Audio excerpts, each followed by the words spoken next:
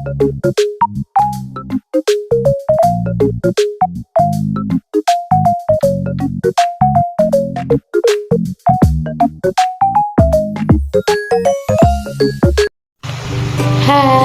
Assalamualaikum warahmatullahi wabarakatuh. Perkenalkan, nama saya Nur Yuliana, NIM 858933674. Saya dari Pogjar Tanggul. Assalamualaikum warahmatullahi wabarakatuh. Perkenalkan, nama saya Nur Yuliana, NIM 858933674. Saya dari Pogjar Tanggul. Nah, kali ini saya akan melakukan praktikum tentang pencernaan makanan pada manusia. Nah, bahan-bahannya di sini ada alat tulis untuk mencatat, lalu ada gambar organ pencernaan pada manusia. Nah, saya akan menjelaskan satu persatu, mulai dari mulut, kelenjar ludah, lalu kerongkongan, hati, kantung empedu, lambung, pankreas, usus halus, usus besar, rektum, hingga proses akhir. Pencernaan makanan-makanan yang kita makan tidak dapat langsung diserap dan digunakan oleh tubuh kita, melainkan harus dicernakan terlebih dahulu oleh organ-organ pencernaan. Pencernaan makanan adalah proses mengubah makanan dari ukuran besar menjadi ukuran yang kecil dan halus, serta memecah molekul makanan yang kompleks menjadi molekul sederhana. Tujuannya dapat mengurutkan bagian dari sistem pencernaan.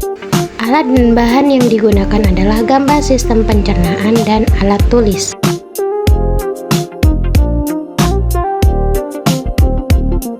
Apa yang terjadi pada makanan setelah kita memakannya?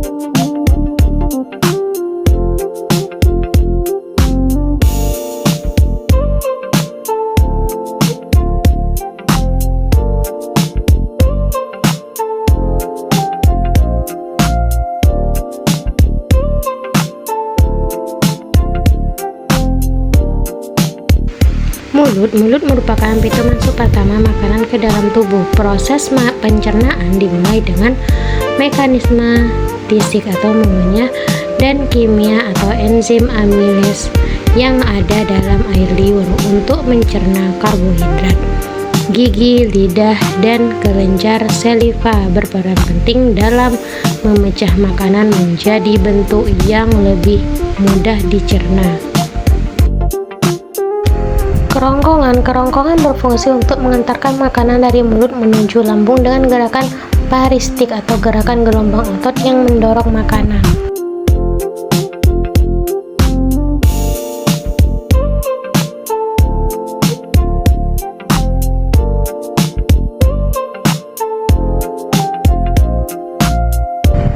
Lambung berfungsi untuk menyimpan dan mencerna makanan lebih lanjut melalui campuran enzim dan asam lambung.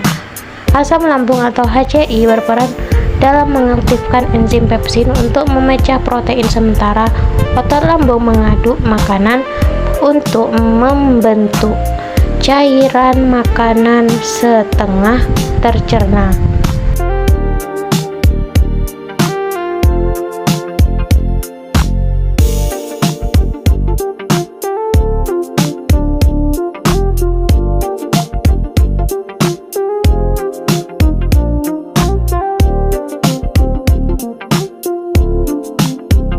Makanan kita semakin dipecah di usus kecil dan tubuh kita menyerap semua nutrisi darinya.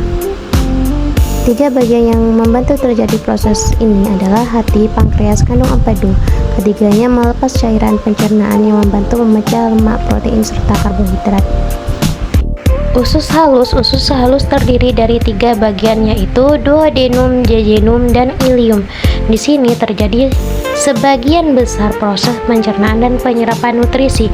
Di duodenum, enzim pankreas dan empedu dari hati membantu dalam pencernaan lemak, karbohidrat, dan protein. Nutrisi yang telah tercerna kemudian diserap melalui dinding usus ke dalam darah dan limpa.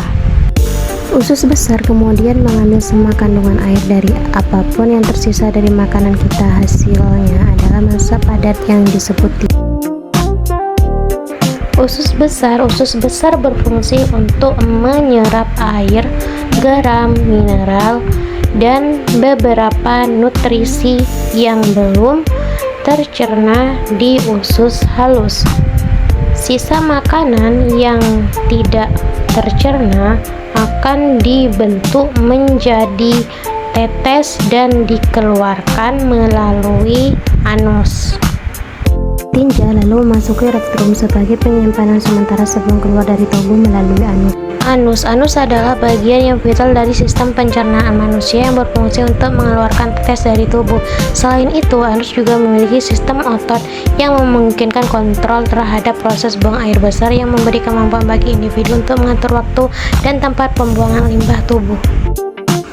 Kesimpulannya, struktur sistem pencernaan manusia menunjukkan hubungan yang erat antara organ-organ yang bekerja sama untuk mencerna makanan, menyerap nutrisi, dan mengeluarkan limbah. Makanan pertama kali dicerna secara mekanik dan kimiawi di mulut, kemudian diproses lebih lanjut di lambung dan usus halus. Di usus halus, sebagian besar pencernaan dan penyerapan nutrisi terjadi, sementara usus besar berfungsi untuk menyerap air dan membantu feses. Akhirnya, tetes dikeluarkan melalui anus. Setiap organ dalam sistem pencernaan memiliki peran spesifik yang mendukung kelancaran proses pencernaan dan penyerapan nutrisi yang sangat penting bagi kesehatan tubuh.